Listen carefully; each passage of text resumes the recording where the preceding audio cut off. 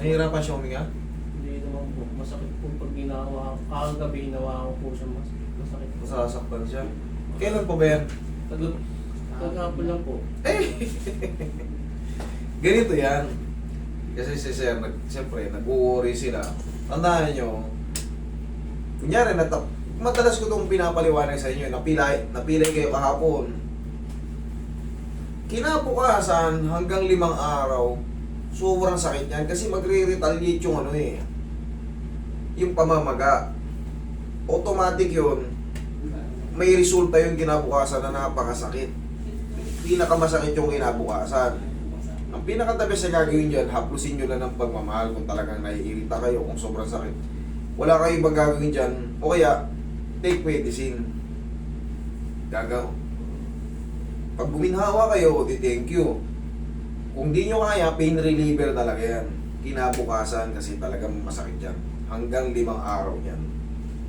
Pero kung yan ay lampas na 1 linggo, pag hinawakan mo, ganunin mo, umiim na pa rin siya, tapatan mo lang kung saan yung pinakamasakit. Kung tatama sa mismong buto o sa pinakalaman mas madali.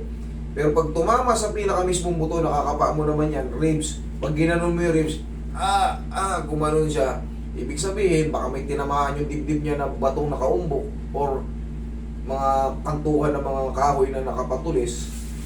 Tumama sa ganyan, medyo magkakaroon ng light crack. Pero pag ganyan ang edad, ganitong bata, mabilis lang yan. Kahit magka-fracture yan, 1.5 months, nasa laruan na yan. Pero pag umidad na ng mga 25, yan, magbibilang na tayo dyan ng 3 to 6 months. 3 to 6 months ang duration ng paghilom ng fracture. Pagka may edad na talaga, senior na, 6 months na. Minsan, hindi na gumagaling. Maaring nag-iinom na lang ng half-half or 3/4. Hindi na siya talaga full healed. Kasi marupok na, hindi na niya kayang Ngayon sa kanya, natumba ka toy, natapilok ka. Anong tumama sa dibdib mo? Yung gitna. Hindi, anong tumama? Saan ka natumba? Kalsada, ganyan? O ano? Sa ano ng banyo. Sa ano ng banyo? Yung bowl? Dito, Saan? dito po. Yung kantuhan? O, sabi ko na Pagka ganyan, normal lang yan. Ayan tamo na, ganun lang masakit na kagad. Pero that is normal. Tingnan mo ako nagkaroon ng bruises. Dito,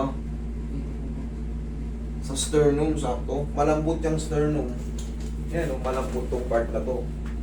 Pero wala yan. Ano yun, huwag lang muna pipilitin, gaganunin lang yan para humakay. Nahihirapan ka ba huminga? Gano'n nga. Pigil, masakit. May masakit. Yung pag masyado pumatik, yung pag... Okay. Ayun nga, pigil. Pero wala yan. Normal pa yan. Normal pa yan. Antayin mo ng mga 1 linggo. Diyan mo obserbahan. Kahit hindi mo muna hawakan sa breathing. Kasi mas mahalaga yung breathing. Kailangan yung breathing natin. Kumbaga naisasagad natin. Pero pag ang breath mo, parang... pigil lang, half lang. Hindi po pwede, kailangan yan. Mapa-x-ray mo na, baka may umusog na Pero kahit na umusog pa yan, dito sa chest, may technique dyan. May technique dyan, naayos pa yan. Okay? Pero wala ka pang munang dapat i-worry kasi kahapon ka lang pala. Normal lang yan, mamamaga. Ang pinaka the best way na gagawin dyan, haplos muna ng pagmamahal. Pero kung sobrang irita, pwede kayong dyan. Siyempre, magpapacheck up kayo para maresitahan siya. Kasi yung mga pain reliever, kailangan yan, prescribe ng doktor. Hindi pwede kayo maghula-hula. Hindi pwede maghula-hula.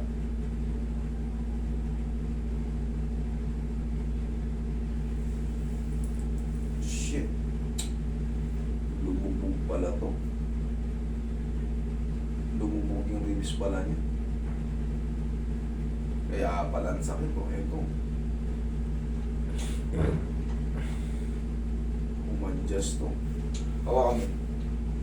Iangat mo. Halika, hawakan mo. Para maniwala ka. Hindi ganito ang ribs.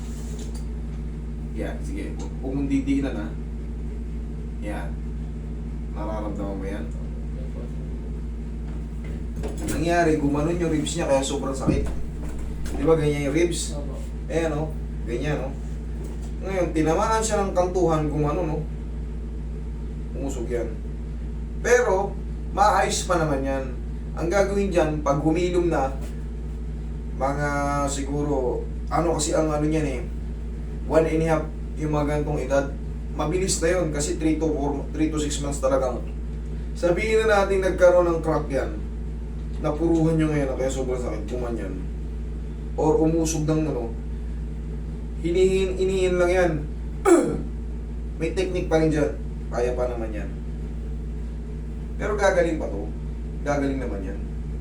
Ang gagawin nyo nandito, pansamantala mo siyang tatanungin mo siya kung kakayanin niya yung ano, yung kirot sa araw-araw. Pag hindi niya kakayanin, magte-take na siya ng gamot.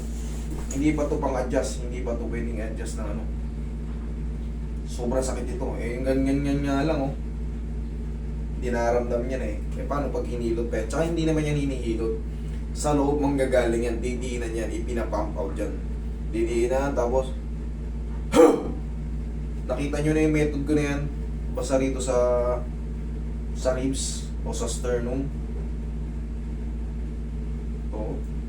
Nakapa mo. Ito. Medyo lubog yung para sa kabila. May iba konti rin. Pero yan, gagaling din yun. Kayang-kaya ni Uto yan. Mga ganitong bata, malakas ang ano nito, mabilis ang ano nito, ang metabolismo. Haplos-haplosan mo lang kahit ikaw na magsarili mag-haplos, ganyanin mo lang, no? Haplosin mo lang ng pao para yung mga nalamog. Kasi siyempre bago abutin yung mga buto natin, may nakaharang na muscle dyan.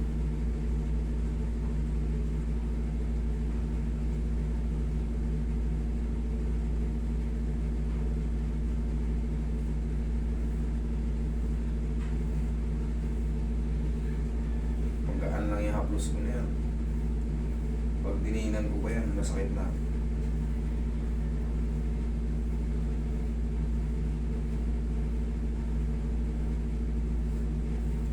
Ngayon, idol, yung ganyan, balik mo siya sa akin ng ano, kung talagang hindi niya pa kaya.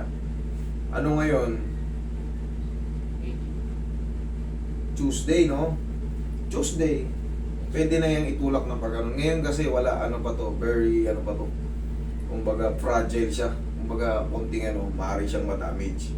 Wala pa yan. Hayaan mo lang muna makapahinga siya. Kaya mo ba yung sakit? Oo, hindi na kailangan ng pain reliever. Maghihilom din yan. Ang pinaka-the best na gagawin dyan para kumalma kahit paano guminhawa. Haplos-haplosin mo ng mainit o pumili ka ng pao, ganyan-ganyan mo lang. Pinaka-malambot lang na haplos para ginaganyan-ganyan mo lang. Wala nang ibang sagot dyan kundi mag-antay. Kahit pahilot mo yan, mamamatay lang sa ayan yun. Hindi na mamamatay, kumbaga mamimilipit lang sa sakit dyan pag nilakasan. Ganyan-ganyan lang. Yun lang, wala ibang gagawin dyan kundi mag-antay. Okay? Ito nga. Okay naman, kaya naman. Mas kumaan o ano, mas lalong sumakit o anong pakiramdam mo pag pinapahira ng ano, mas kumaan, Mas dumali po. mas dumaling huminga. Okay, walang ibang gagawin yan pag diyan. Okay? Wala kang dapat ikataranta dyan.